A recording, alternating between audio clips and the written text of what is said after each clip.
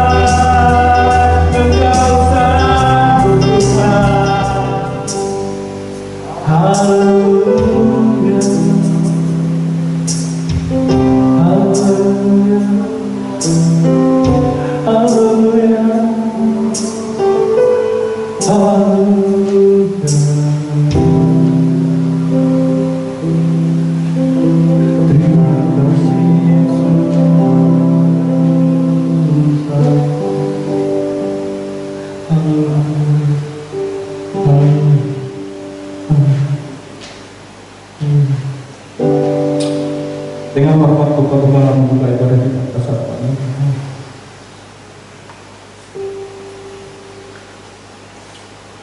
Kami bersyukur padamu Tuhan bahwa pada pagi ini kami boleh datang ke hadirat ini dengan kerinduan dan rasa haus kami akan hadirat ini.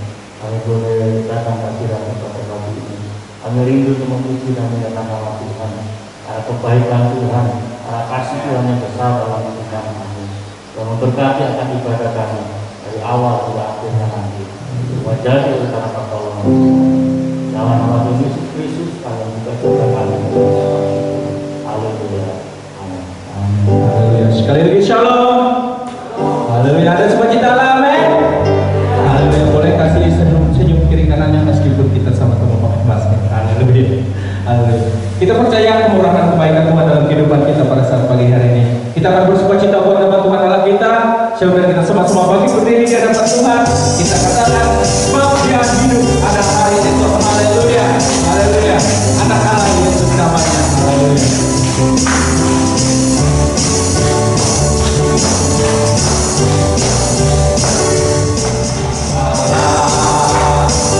Yesus namanya menyembuhkan, akan mati tebus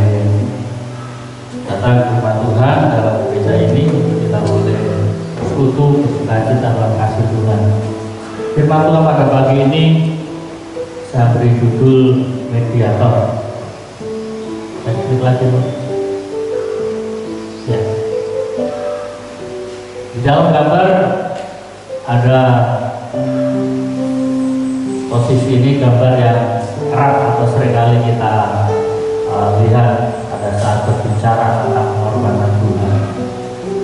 sisi lain adalah manusia. Di situ ada tulisan man, artinya manusia kalau kematian, misalnya Abraham.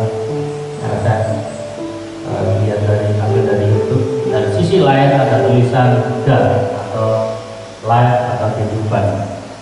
Dan antara manusia dan posisi Allah ada sebuah jurang yang dalam, dan kita katakan tidak ada perkara apapun yang dapat menghubungkan kecuali salib. Dalam bahasa Alkitab ada jurang, yaitu dosa. Karena ada tulisan dari atas SIN, sin, yaitu dosa. Dosa yang memisahkan manusia dengan Allah. Karena bersyukur bahwa ada Kristus yang menjadi penjembatan, menjadi penghubung. Kalau renungan kita pagi ini saya pakai istilah ada mediator. Tapi saudara sekalian, beberapa waktu lalu, mungkin 4 atau 6 tahun lalu, ada seorang teman yang sedang bermasalah. Memang teman kami ini salah, ya kan? Dia mengambil hati suami orang. Dia janda dan dia mengambil hati suami orang. Dan suami ini juga sama dia. Itu ya jadi masalah. Katanya jadi permasalahan besarnya adalah istri sah daripada suami itu yang mengungkar. Dan akhirnya ribut,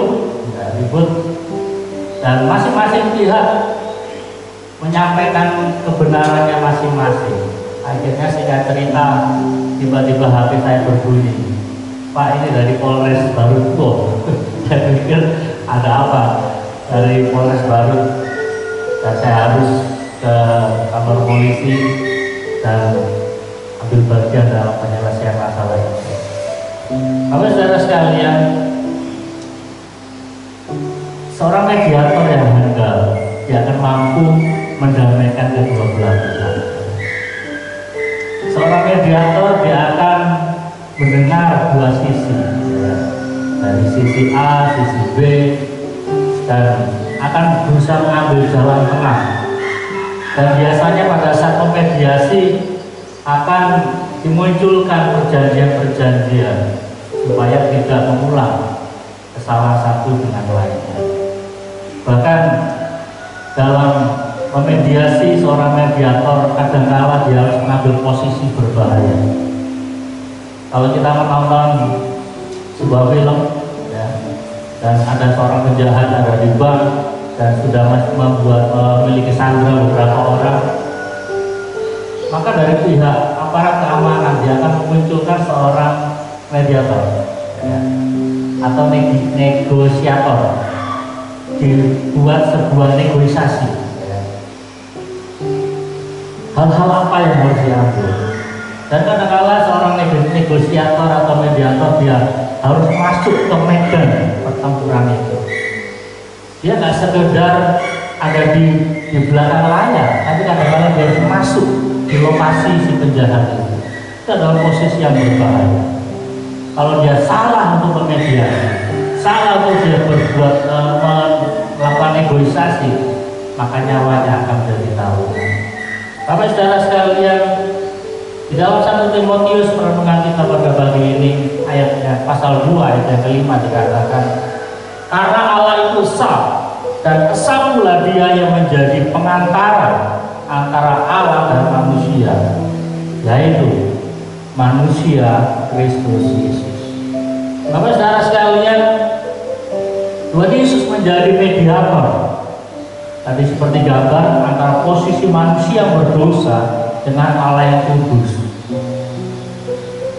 Dan Alkitab mengatakan pada kita bahwa Yesus mengambil jalan salib, mengambil posisi yang berbahaya, dan bahkan dia mengorbankan dirinya. Supaya apa? Manusia yang berdosa dia mendapat hidup yang kekal di dalam Tuhan. Yang kita katakan karena Allah itu sah, dan esa pula dia menjadikan pengantara. Yesus menjadi pengantara. Di dalam terjemahan bahasa Inggris katakan Yesus menjadi mediator. Sehingga saya pakai istilah judul kita pada pagi ini adalah mediator. Di dalam bahasa Indonesia katakan menjadi pengantara antara Allah dan manusia. Jelas katakan di dalam Perjanjian Lama dikatakan bahwa beberapa kali, bahkan sering kali Allah mengutus para nabi. Untuk apa? Untuk menyampaikan kebenaran, untuk menyatakan kehendak Allah, untuk menyampaikan akan isi hati Tuhan. Supaya apa? Manusia bisa belajar tentang kebenaran, manusia bisa belajar tentang kehendak Allah. Tetapi apa yang terjadi? Alkitab mencatat bahwa apa yang disampaikan para nabi ditolak. Bahkan tidak sedikit pernah para nabi yang dibunuh. Kalaupun umat manusia dia menerima nabi itu oleh karena intervensi Tuhan. Pada saat umat manusia ini menolak nabi, kata Tuhan yang intervensi. Dengan cara apa? Tuhan memberikan penghukuman. Saya pakai istilah, sehingga dengan terpaksa, ya, dengan terpaksa manusia itu harus mendengar kata nabi. Contoh besarnya adalah Musa. Pada saat Musa dia membawa umat Israel keluar dari tanah Mesir, saya pakai istilah, umat Israel terpaksa untuk mentaati apa yang disampaikan Musa. Mengapa? Karena intervensi Tuhan yang begitu besar. Pada saat umat Israel dia menolak apa yang disampaikan Musa, Tuhan turun tangan dengan apa? Penghukuman. Mereka dengan mata kepala sendiri melihat bagaimana Tuhan menghukum, bagaimana kekudusan Tuhan, kedahsyatan Tuhan yang begitu luar biasa. Sehingga pada saat mereka mendengar apa yang disampaikan Musa, mereka taat. Tetapi pada saat tekanan-tekanan datang dalam hidup mereka memberontak lagi kepada Musa. Dan hal itu terjadi dalam kebanyakan umat manusia. Pada saat nabi ini hidup, mereka hidup tenang, hidup taat. Tetapi pada saat nabi atau utusan-utusan Tuhan, raja-raja atau hakim-hakim yang takut akan Tuhan memimpin mereka ini mati, maka umat Israel ini memberontak lagi kepada Tuhan. Dan roda kehidupan seperti itu terus. Sehingga saya menulis dalam buletin kita dikatakan pertobatan umat manusia sebatas kulit. Mengapa? Mereka hidup benar pada saat ada seorang pemimpin yang benar. Tapi pada saat ada pemimpin yang tidak benar, maka mereka hidup juga tidak benar. Sehingga Yesus menjadi mediator. Hanya satu-satu mediator yang sempurna.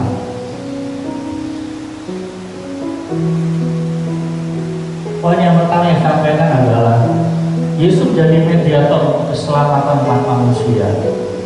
Kita lihat dalam Ibrani pasal 7. Ibrani pasal 7 ayat 25 dikatakan, karena itu ia sanggup juga menyelamatkan dengan sempurna semua orang yang oleh dia datang kepada Allah, sebab ia hidup senantiasa untuk menjadi pengantara mereka. Dalam satu ayat ini ada beberapa kebenaran yang perlu kita pahami bersama-sama. Pertama dikatakan, karena itu ia sanggup juga menyelamatkan dengan sempurna. Apa yang Yesus kerjakan di kayu salib? Dia menjadi mediator. Dia memediasi antara umat manusia dengan Allah. Alkitab katakan apa yang dia kerjakan adalah perkara yang sempurna. Keselamatan yang Yesus berikan kepada umat manusia adalah perkara yang sempurna. Mengapa? Dalam kalimat berikutnya dikatakan, sebab ia hidup senantiasa.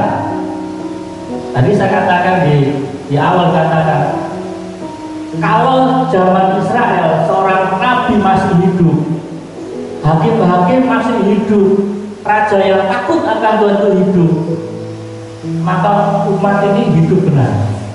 Tetapi pada saat nabi itu mati, raja yang takut akan Tuhan itu mati, apa yang dilakukan Israel? Mereka memberontak kepadanya. Dan rodanya seperti itu. Sehingga umat manusia membutuhkan pengantara yang senantiasa hidup.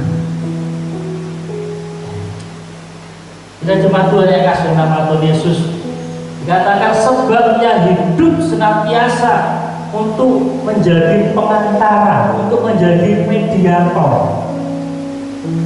Memang Yesus telah pernah mati, tetapi dikatakan Dia telah bangkit, dan hari ini Dia dalam posisi hidup untuk memediasi.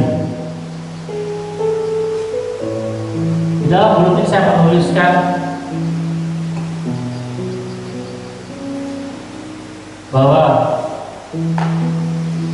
manusia perlu mengalami pertobatan yang berasal dari dalam diri, yaitu pertobatan supraalami, pertobatan yang tidak sekedar orang katakan pertobatan tomat. Hari ini tobat, besok kumat. Hari ini nangis-nangis mengaku dosa, tapi besok kambuh lagi.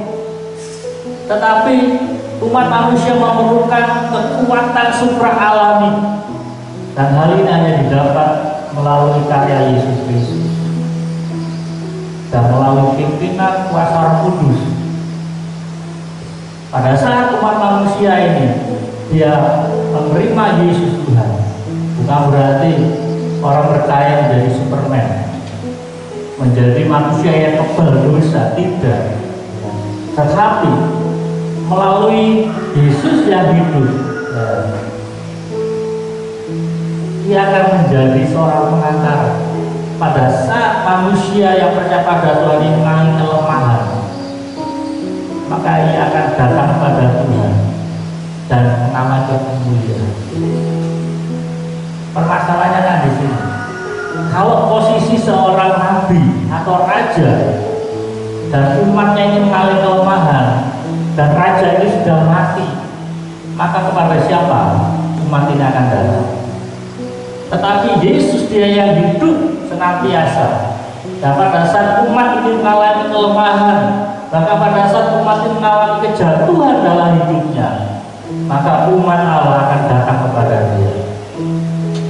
Dan Yesus Dia sebagai mediator, oleh karya kuasa Roh Kudus akan membangkitkan kembali kekuatan dalam dirinya. Ketika manusia menjadi lemah, maka kasih karunia Allah berlaku.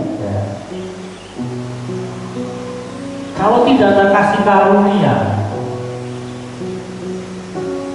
maka saya dan saudara juga nggak bisa menikmati hari-hari ini. Kita hari ini bersalah, dihukum. Kita hari ini jatuh, kita dihukum. Tetapi kasih karunia Allah berlaku atas kehidupan kita. Apapun yang kita hadapi, kasih karunia Allah berlaku. Dan melalui karya Roh Kudus dalam diri setiap orang percaya akan mendorong untuk kita senantiasa datang pada Tuhan, memohon belas kasih pada Tuhan, agar kita yang lemah dikuatkan, bahkan kita yang jatuh kita dibangkitkan kembali. Dan jemaat Tuhan, ketika manusia menjadi lemah, kasih karunia Allah berlaku atas diri manusia sehingga ia dapat kuat kembali. Jalan salib yang diambil oleh Tuhan Yesus ketika memediasi antara manusia dan Allah berhasil, sehingga hari-hari ini tidak sedikit orang-orang percaya jatuh dan dipulihkan kembali. Tidak sedikit orang-orang percaya mengalami kelemahan iman dan dia mengalami pembaruan di dalam Tuhan. Pengorbanan Tuhan Yesus menjadi dasar bagi manusia lemah untuk beroleh kekuatan kembali. Bahkan Rasul Paulus mengingatkan, kita yang merasa kuat justru yang berani. Dan Rasul Paulus katakan sebaliknya, justru dalam kelemahanku aku menjadi kuat. Karena apa? Di dalam kelemahan kita sebagai manusia, kita senantiasa berharap pada Tuhan. Pada saat kita berharap pada Tuhan, maka pertolongan Tuhan, kasih karunia Allah itu terjadi atas kehidupan kita. Perkara yang kedua, apa yang dikerjakan Yesus sebagai mediator, yaitu dia berdoa untuk para murid. Kita lihat beberapa ayat.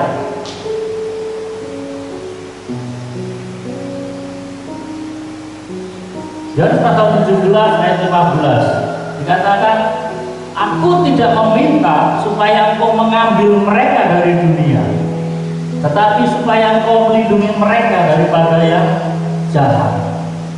Yang pertama yang Yesus sampaikan kepada Bapa di surga dalam doanya adalah, Yesus tidak meminta supaya saudara-saudara diangkat dari dunia. Yesus tidak berdoa kepada Bapa di surga supaya setiap orang percaya kepada Dia langsung masuk surga. Tidak. Kalau saudara-saudara pada saat kita percaya pada Tuhan, kemudian dibaptis dan kita masuk surga, maka nggak ada orang percaya di muka bumi. Maka fungsi, contoh atau gambaran orang-orang yang takut akan Tuhan nggak ada. Dunia akan berisi dengan orang-orang yang penuh dengan kejahatan. Karena orang percaya nggak ada. Tetapi apa yang didoakan Yesus, katakan, Aku tidak meminta supaya engkau mengambil mereka dari dunia, sehingga saudara-saudara masih ada di dunia. Untuk apa? Saudara-saudara menjadi garam dan terang dunia, supaya saudara-saudara menjadi contoh bagi dunia yang masih terhilang. Tetapi apa yang didoakan Yesus? Tetapi supaya engkau melindungi mereka daripada yang jahat. Hari-hari ini saudara-saudara hidup dalam dunia yang penuh dengan kejahatan, dan kadang-kala secara manusia kita juga dibuat menjadi takut, menjadi khawatir. Bahkan kita di sisi lain kita kadang-kala dibuat iri dengan orang-orang berbuat dosa. Mengapa orang yang berbuat dosa dan kejahatan mereka kelihatan seperti dalam kemegahannya? Kita yang hidup benar kok hidup dalam penderitaan terus-menerus. Tetapi apa Yesus katakan? Ia berdoa pada Bapa supaya kita dilindungi. Artinya jangan pernah kita khawatir apapun yang kita alami dalam kehidupan kita. Kita tetap hidup benar di hadapan Tuhan. Ada perlindungan Tuhan. Seperti pembacaan kita tadi pagi tentang Ayub. Bukan sebuah kebetulan hari ini kita langsung baca pasal 1 dan pasal 2 ya. Dan pasal 1 dan pasal 2 tentang Ayub menceritakan bagaimana apa yang dialami Ayub. Ayub adalah seorang yang saleh. Ayub adalah seorang yang takut akan Tuhan. Tetapi apa yang dialami? 10 anaknya, 7 anak laki-laki dan 3 anak perempuan mati dalam sekejap. Semua kekayaannya habis.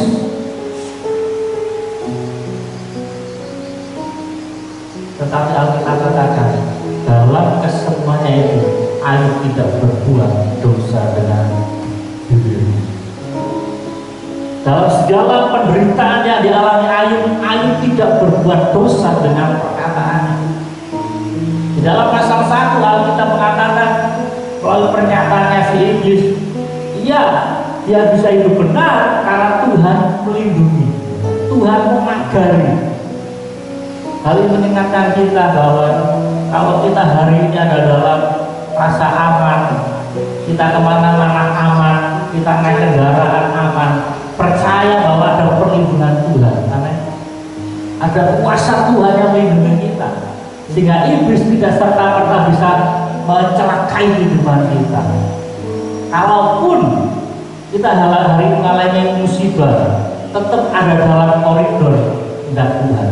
Berarti kan dalam 2 pasal itu, pasal 1 dan pasal 2 tentang Ayub, setiap Tuhan memberi batasan kepada iblis.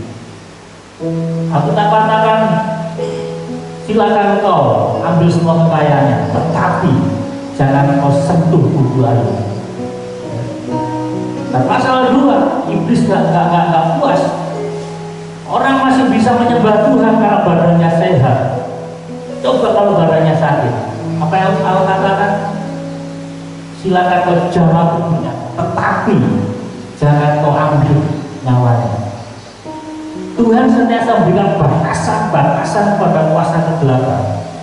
Kadang-kala Tuhan izinkan hal-hal yang tidak baik kita alami, dan iblis menguji, iblis mencoba kehidupan kita. Tetapi perhatikan bahwa Tuhan tetap melindungi. Ini doa Yesus dari dulu sampai sekarang. Dan pasal 17 ayat 21 dikatakan, supaya mereka semua menjadi satu, sama seperti Engkau ya Bapa di dalam aku dan aku di dalam Engkau, agar mereka juga di dalam kita, supaya dunia percaya bahwa Engkaulah yang telah mengutus aku. Yang didoakan Yesus berikutnya adalah supaya umat Tuhan ini menjadi satu. Satu bukan berarti seragam, ya, seperti anak sekolah bajunya seragam, dan anak SD seragamnya merah sama putih, ya kan? Anak SMP juga seperti itu. Tetapi menjadi satu di dalam sebuah perbedaan. Seperti seorang suami dan istri, tidak mungkin seragam.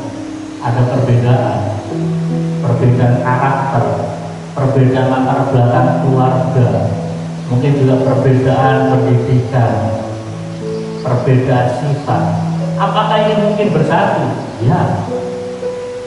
Ini yang didoakan Yesus, supaya orang percaya menjadi satu. Karena di dalam sebuah kesatuan maka mampu melakukan segala perkara. Tidak ada perkara yang sulit dikerjakan bila ada sebuah kesatuan. Sama juga dalam skup yang lebih kecil, yaitu keluarga. Kalau keluarga ini bersatu, maka tidak ada perkara yang sulit untuk memecahkan setiap masalah. Mari doa Yesus supaya orang percaya menjadi satu. Ini juga menjadi kerinduan dan doa kita orang-orang percaya. Dari keluarga kita, gereja, bangsa dan negara kita, menjadi sebuah doa kita. Kemudian dalam ayat yang ke-24 dikatakan, ya Bapa, aku mau supaya dimanapun aku berada, mereka juga berada bersama-sama dengan aku. Mereka yang telah Kau berikan padaku, agar mereka memandang kemuliaan-Ku yang telah Kau berikan padaku. Sebab Kau telah mengasihi aku sebelum dunia dijadikan. Dan jemaat Tuhan, apa yang didoakan Yesus berikutnya adalah di mana Yesus berada, kita juga akan berada. Ini sama seperti Injil Yohanes pasal 14 tentang rumah Bapa. Yesus katakan, jangan kamu khawatir, aku pergi untuk menjadikan tempat bagimu. Sebab di mana aku berada, kamu juga pasti berada. Ini menjadi sebuah motivasi buat kita bahwa pada saat kita nanti meninggal, sudah ada tempat yang Tuhan sediakan bagi kita. Ini menjadi doa Yesus. Dan ayat 26,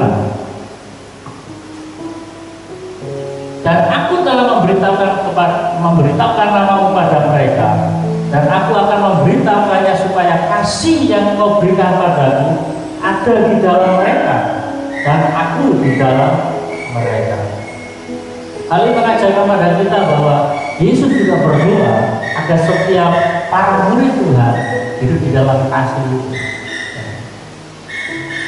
Saya nggak hanya berbicara kasih. Kasih adalah sebuah dasar yang sangat kuat dalam hidup kita saudara. Kasih yang kita miliki akan memampukan saudara-saudara untuk menerima apa adanya orang lain.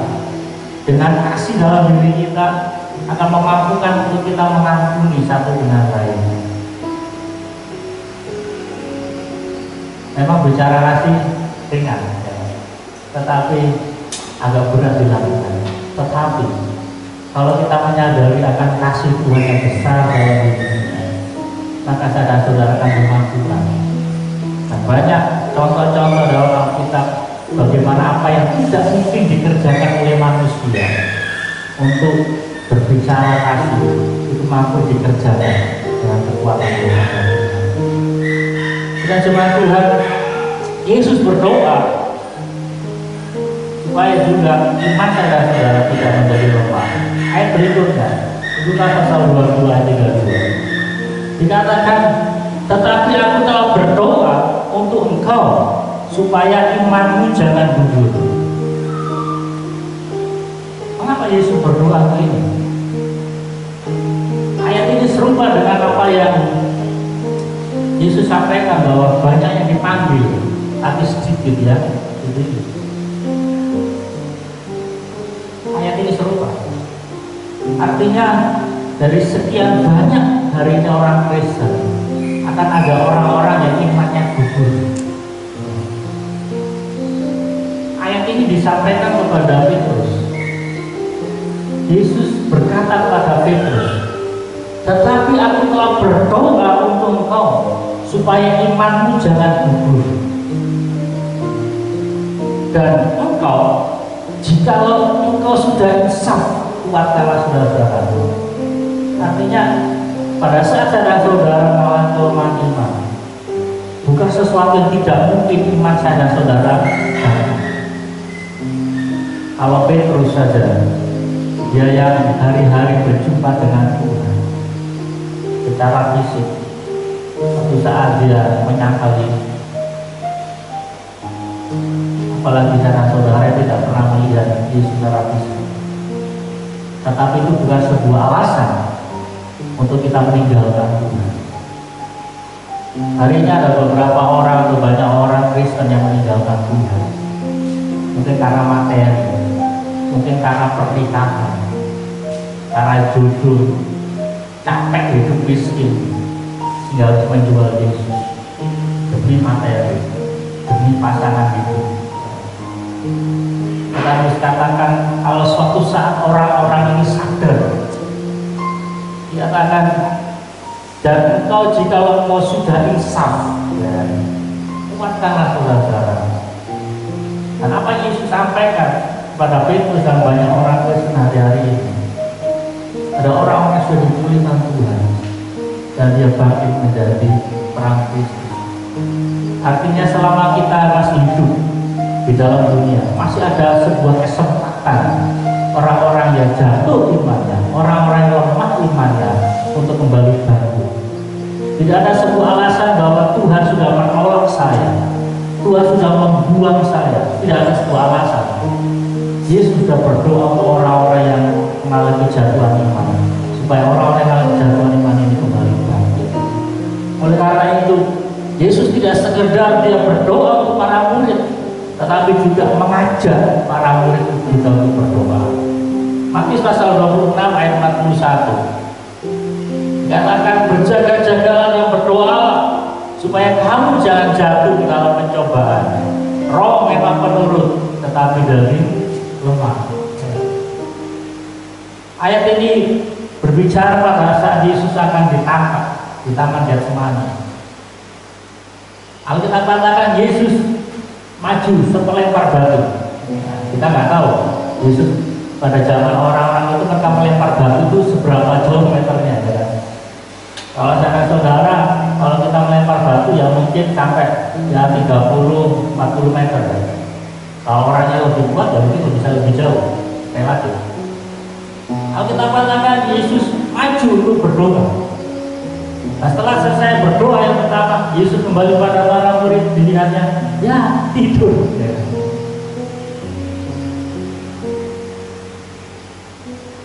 Yesus mengingatkan mereka, ayo berdoa gitu. Dalam imajinasi saya, aku ini sedang menghadapi maut. Ayo dukung aku dalam doa.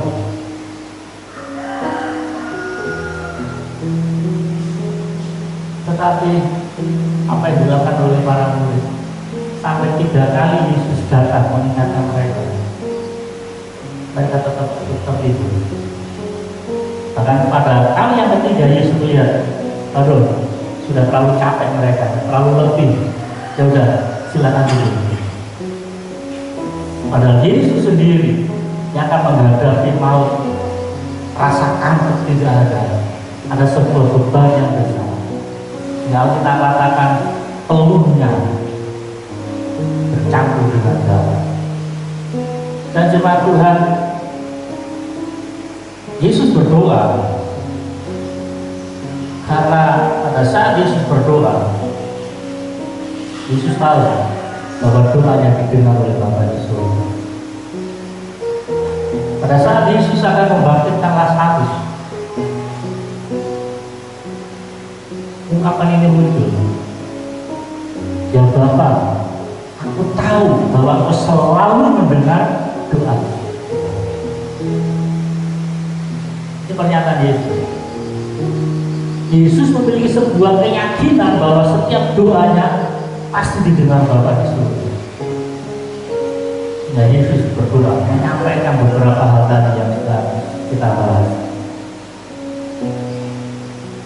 Dan Yesus juga mengajar untuk saya dan saudara berdoa. Doa sesuatu yang sederhana, tetapi agak berat untuk dilakukan, apalagi dilakukan dengan terus-menerus. Dilakukan terus-menerus, tidak pernah berhenti. Agak berat, tetapi pada saat kita melakukannya dengan bertekun, maka kita akan melihat hasilnya. Ada banyak contoh-contoh bahkan perumpamaan di Alkitab yang berbicara tentang doa. Kita tidak bahas ini. Mengapa Yesus mengajarkan tentang doa? Karena di dalam doa adalah perkara yang sangat penting. Tidak sekedar kita menyampaikan permohonan kita, tidak sekedar kita menyampaikan syafaat atau isi hati kita pada Tuhan, atau kita menaikkan ucapan syukur pada Tuhan. Tapi pada saat kita berdoa, kita sementara membangun sebuah komunikasi dengan Bapa di surga. Pada saat kita berdoa, kita sementara banyak belajar. Kita mengerti akan kehendak Tuhan. Sehingga pada saat kita berdoa, kita tidak sementara menyampaikan mantra. Kita memaksa Tuhan, Tuhan tolong aku. Pada saat kita berdoa, kita tidak membuat Tuhan itu menjadi pembantu kita. Ada banyak hal yang tidak dipahami oleh orang-orang percaya pada saat berdoa. Pada saat berdoa, kita tidak membuat Tuhan menjadi pembantu kita. Tapi itu seringkali dikerjakan. Tuhan tolong saya, Tuhan berkati saya, Tuhan sembuhkan saya. Kita memerintah Tuhan. Tapi pada saat kita berdoa, kita sementara membangun hubungan. Yang harus berubah adalah saya dan saudara, bukan Tuhan yang berubah. Kita sementara menyelaraskan kehendak Bapa terjadi dalam hidup kita. Baik, tidak sedikit yang terjadi adalah kita memaksakan kehendak kita kepada Tuhan. Sehingga pada akhirnya orang katakan, kalau Tuhan nggak tolong saya, ya sudah, nggak Tuhan. Kalau Tuhan nggak memberkati saya, udah stop itu Tuhan. Kan? Itu artinya memaksakan kehendak kita pada Tuhan. Selanjutnya kita lihat apa yang Yesus kerjakan sebagai mediator. Perkara yang ketiga adalah Yesus menjadi seorang penolong.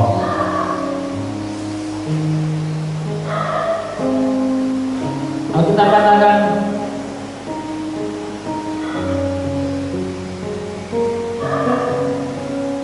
di dalam Daniel pasal 11 ayat 32 dikatakan, dan orang-orang yang berlaku fasik terhadap perjanjian akan dibujuknya sampai murtad dengan kata-kata licin. Tetapi umat yang mengenal Allahnya akan tetap kuat dan akan bertindak. Dan jemaat Tuhan, ayat ini berbicara tentang akhir zaman. Kita Daniel berbicara tentang kondisi atau keadaan orang-orang percaya di akhir zaman. Tetapi Yesus juga berbicara tentang bagaimana Yesus dia menjadi seorang penolong atas kehidupan orang-orang percaya. Tetapi yang jadi masalah adalah seberapa jauh, seberapa kuat orang-orang percaya ini mau datang pada Tuhan minta pertolongan. Dan cuma Tuhan di dalam kitab Daniel dikatakan bahwa di akhir zaman, di dalam ayat yang 31 di sini dikatakan, dan tentaranya akan muncul. Ayat 31 saya tidak masukkan di sini, tapi cara bisa lihat di Alkitab. Tentaranya berbicara tentang kuasa kegelapan akan muncul dan menajiskan tempat-tempat kudus, menghancurkan akan benteng-benteng itu. Nah, pada akhirnya ini yang terjadi. Orang-orang yang berlaku fasik terhadap perjanjian, perjanjian ditulis dengan huruf P besar, artinya perjanjian yang Tuhan buat antara Tuhan dengan manusia. Perjanjian bisa berbicara tentang perjanjian kita pada saat kita percaya pada Tuhan. Setiap kali saya baptis, lalu saya tanya, apakah kau bersedia hidup benar ya kepada Tuhan? Apakah engkau siap untuk hidup dalam kebenaran firman Allah? Ini janji-janji kita yang kita buat pada Tuhan. Pada saat orang Kristen yang mengingkari perjanjian ini, apa yang ingin dilakukan? Akan dibujuk sampai murka. Jadi iblis itu tahu orang-orang, gitu. Iblis itu nggak serta-merta akan membujuk semua orang Kristen. Tidak semua orang percaya ini akan didatangi oleh iblis. Tapi iblis ini sortir gitu loh. Wah, ini orang ini rumahnya kuat ini. Jangan dulu, jangan. Ya. Disortir. Dilihat, oh orang ini sudah mulai mengingkari perjanjian dengan Tuhan. Maka didatangi dengan perkara materi, perkara dengan jasmani, dikasih permasalahannya agak berat dikit. Oh, dia sudah mengingkari perjanjian. Jadi mudah untuk dikalahkan. Ada dasar, kata-kata, dan orang-orang yang berlaku fasik terhadap perjanjian. Di dalam kitab Mazmur pasal 1, fasik itu berbicara plim-plas. Tidak seperti orang fasik yang diterbangkan oleh angin, ya kan, kata Mazmur kan gitu. Kalau ada angin dari timur dia terbang ke barat, kalau ada angin dari timur ke barat dia terbang ke timur. Itu fasik. Hari ini bisa ke gereja, tapi di hari lain bisa melakukan kejahatan. Itu fasik. Plim-plas, tidak konsisten dalam firman Allah. Nah, orang-orang ini yang akan menjadi target iblis untuk apa? Dibujuk, bukan dipaksa, ya kan? Iblis membujuk, iblis nggak memaksa, iblis hanya menawari gitu. Kalau ada alat sedikit, ya diajak debat sama iblis, ya kan? Kan seperti Hawa itu. Hawa itu nggak langsung dipaksa oleh iblis. Hawa, kamu harus makan buah itu. Kalau enggak, aku nggak mau berteman. Kan nggak seperti itu. Diajak dialog dulu, diajak dialog. Kok ini agak sulit ini Hawa ini mulai tensinya pakai ayat, ya kan? Kan Tuhan sudah ngomong, kalau kamu makan, kamu tidak akan mati. Mulai diputar balik. Iblis tidak serta-merta memaksa. Iblis membujuk. Namanya membujuk apa? Cara halus. Tetapi, ya, tetapi saya kasih garis tebal. Tetapi umat yang mengenal Allahnya akan tetap kuat. Ya. Hanya pada saat saya dan saudara mengenal Tuhan dengan benar, kita akan tetap kuat. Kita tidak akan mudah ditipu oleh iblis. Meskipun kekuatan iman kita bukan jaminan iblis tidak datang, hanya mungkin kita dapat kloter yang terakhir. Ya. Wah, ini orang ini kuat sekali, mati aja terakhir, tapi tetap akan didatangi. Tapi ada jaminan, kalau saudara tetap kuat dalam iman kita akan menghadapi iblis dan kita akan menang. Nah, dikatakan dia akan tetap kuat dan akan bertindak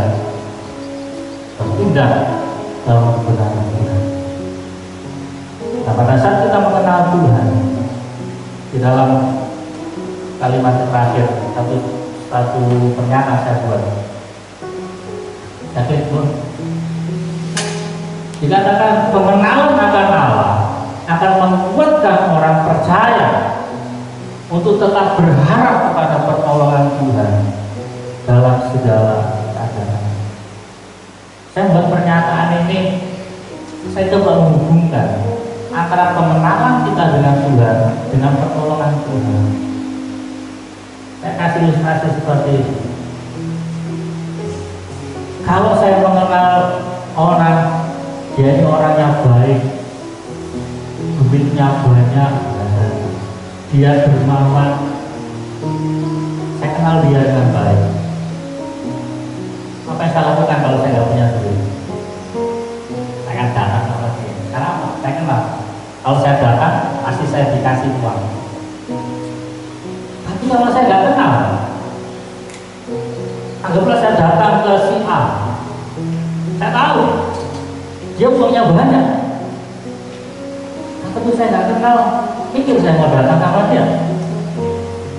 Rumahnya banyak, mobilnya banyak, tapi saya nggak kenal, dan dia juga nggak kenal dengan saya. Apakah mungkin saya datang minta pertolongan? Tak mungkin. Hal yang serupa juga dengan iman kita pada Tuhan.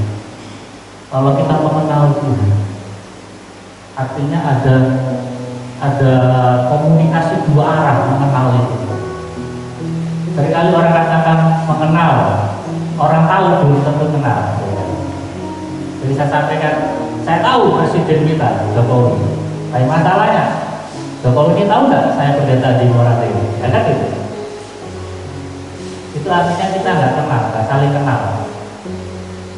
Kalau namanya mengenal, seperti saya dan Bapak Saudara sekalian, saya tahu masing-masing rumahnya, saya tahu semua pergumulan kita, dan Bapak Saudara juga tahu tentang posisi kami. Ya, pada saat saya curhat, saya menyampaikan sesuatu, Bapak Saudara sekalian juga akan benar dan akan bersedia menolong saya. Itu artinya mengenal. Hal yang sama juga dalam kehidupan kita. Apakah kita mengenal Tuhan? Meskipun di satu sisi Tuhan tahu persis kehidupan kita masing-masing, tetapi Tuhan tidak pernah memaksakan memberi pertolongan kepada kita pada saat kita tidak datang pada Yesus.